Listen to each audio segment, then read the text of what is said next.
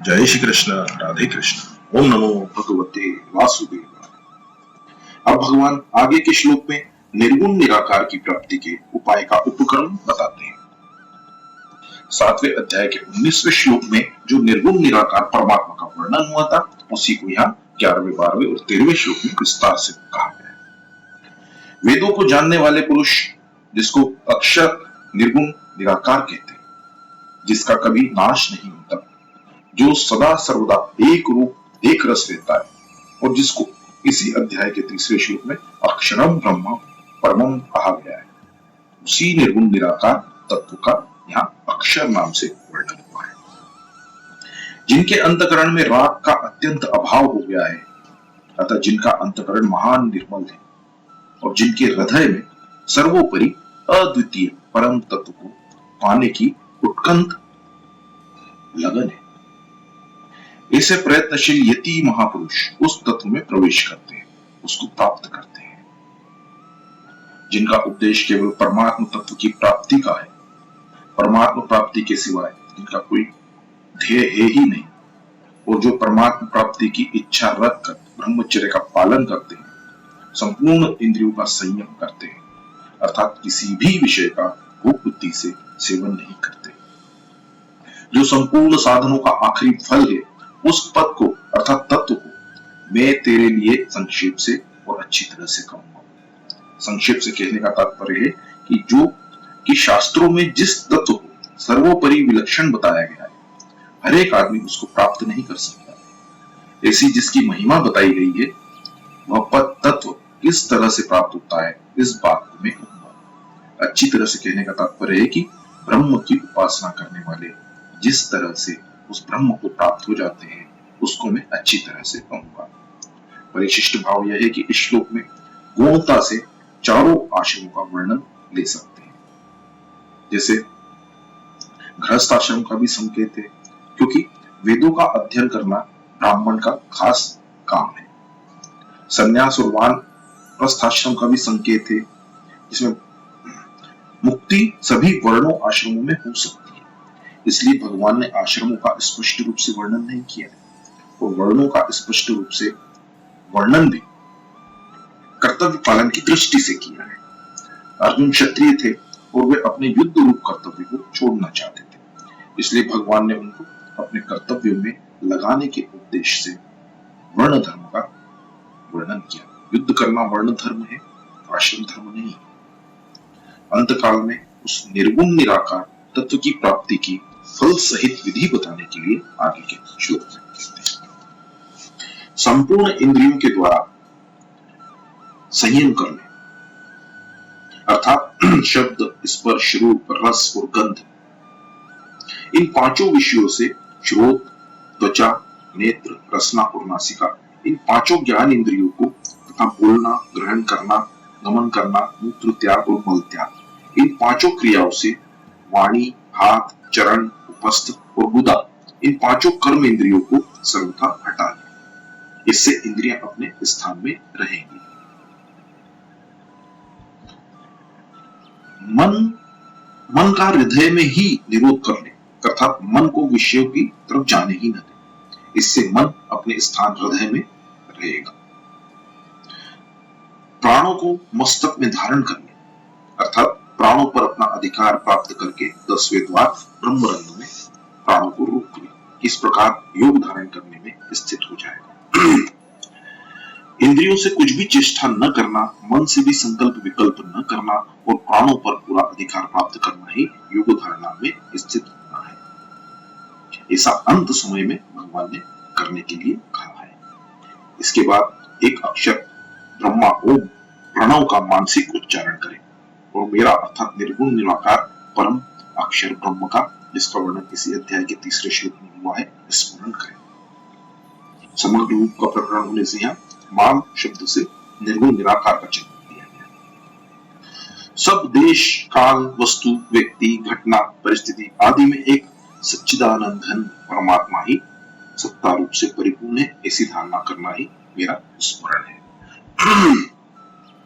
उपयुक्त प्रकार से निर्गुण निराकार का स्मरण करते हुए जो देह का त्याग करता है, अर्थात 10वें द्वार से प्राणों को छोड़ता है, परम गति को अर्थात निर्गुण निराकार परमात्मा को प्राप्त होता है।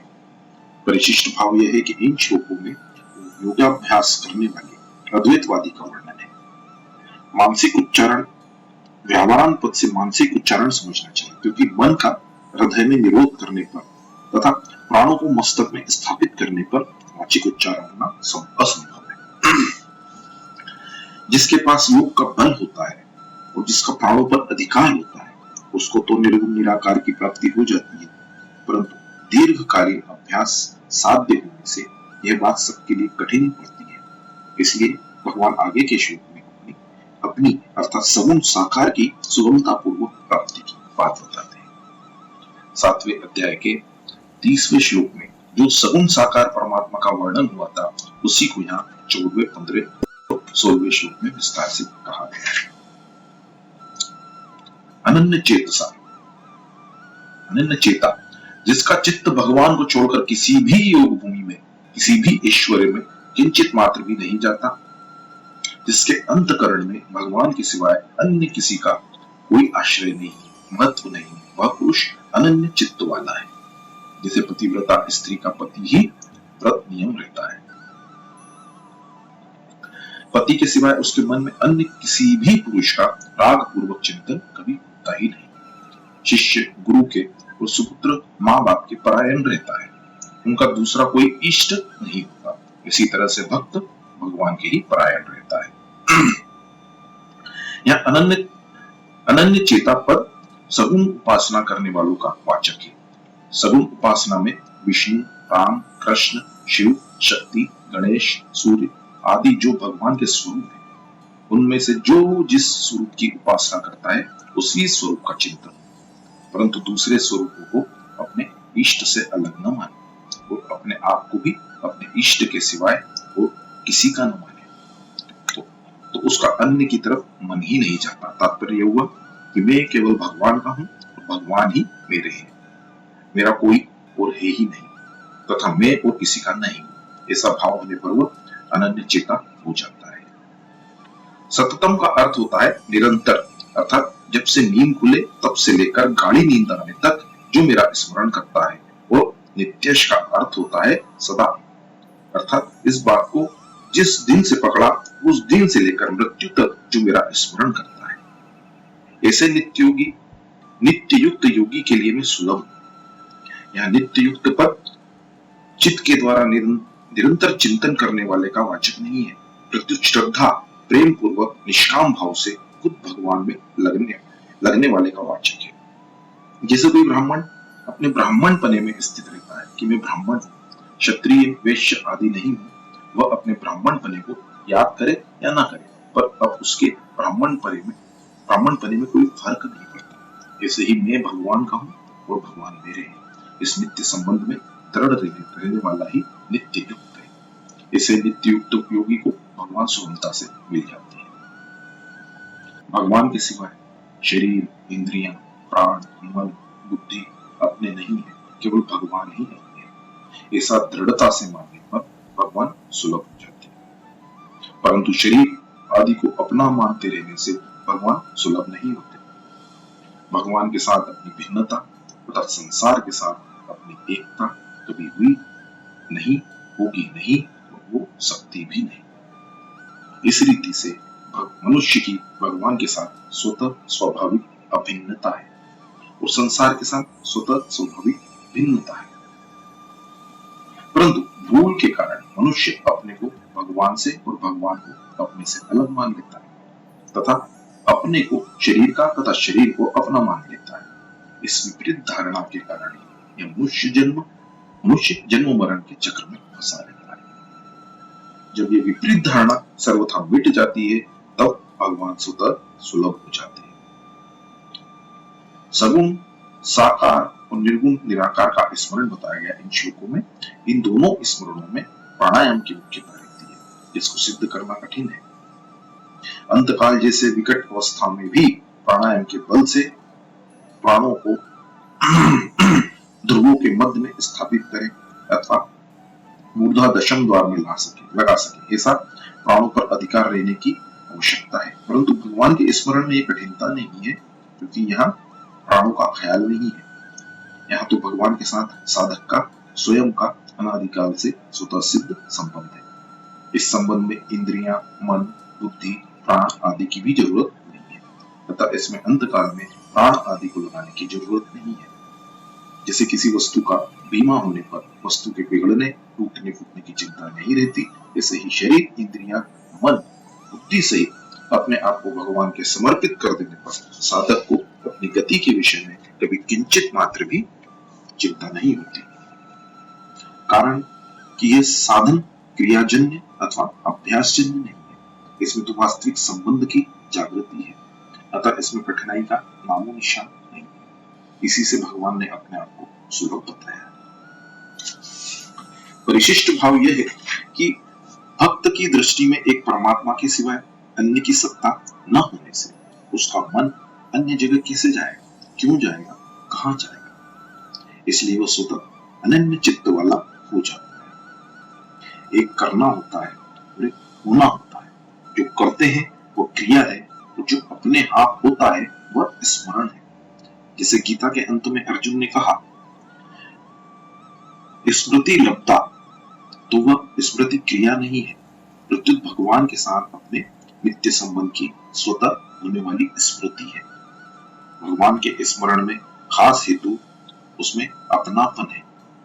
भगवान ही मेरे हैं, वो मेरे लिए है। इस प्रकार भगवान में अपनापन होने से स्वतः भगवान में प्रेम होता है और जिसमें प्रेम होता है उसका स्मरण अपने आप और नित्य निरंतर होता है। इसलिए भगवान ने 7वें अध्याय के आरंभ में मैया सक्त मना पद से अपने में आसक्ति अर्थात प्रेम होने की बात कही। तात्पर्य है कि केवल भगवान को ही अपना और अपने लिए मानने से साधक की भगवान में प्रियता हो जाती है। भगवान में प्रियता होने के बाद फिर भगवान का स्मरण स्वतः होता जाता है। नित्य युक्त, नित्य निरंतर भगवान के साथ जुड़ा हुआ होने से भक्त को नित्य युक्त कहा गया है। 7वें अध्याय के 17वें श्लोक में भी यही बात कही गई है। और नित्य तस्य पद से श्लोक के पूर्वार्ध में आई सभी बातों का समाहार हो जाता है। भगवान ने महात्माओं को तो दुर्लभ बताया है, पर यहाँ अपने को भी सुलभ बताया है।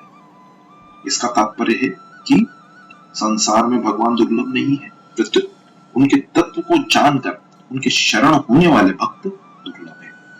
कारण कि भगवान को ढूंढे तो वे सब जगह मिल जाएंगे और भगवान का प्यारा भक्त कहीं नहीं मिलेगा। हरि दुर्लभ नाही जगत में, हरिजन दुर्लभ होए, हरि हेरिया सब जगह मिले, हरिजन कहीं एक हुए।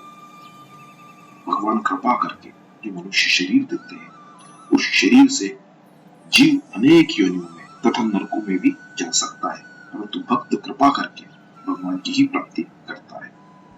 हरि से तू जनी हेत कर, कर हरिजन से हेत, हरि रीछे जग देत है, हरिजन हरि ही देत। वास्तव में जो नित्य प्राप्त है उसे सुलभता दुर्लभता कहना बनता ही नहीं, परंतु लोगों ने उसको दुर्लभ कठिन मान रखा है। इस वृत्ति को हटाने के लिए भगवान ने अपने आप को सुलभ बताया है। जिसकी खुद की ही सत्ता है ही नहीं, उस असत शरीर संसार को सत्ता और महत्ता देने से तथा उसके साथ संबंध जुड़ने से ही नित्य प्राप्त परमात्मा दुर्लभ हो रहे हैं। असत की सत्ता और महत्ता न दे तो परमात्मा की प्राप्ति स्वतः सिद्ध है। असत है और वह अपना तथा अपने लिए है, ऐसा मानना ही असत को सत्ता और महत्ता देकर उसके साथ संबंध जोड़ना है। जय श्री कृष्ण, राधे कृष्ण। ओम नमो भगवते वासुदेव।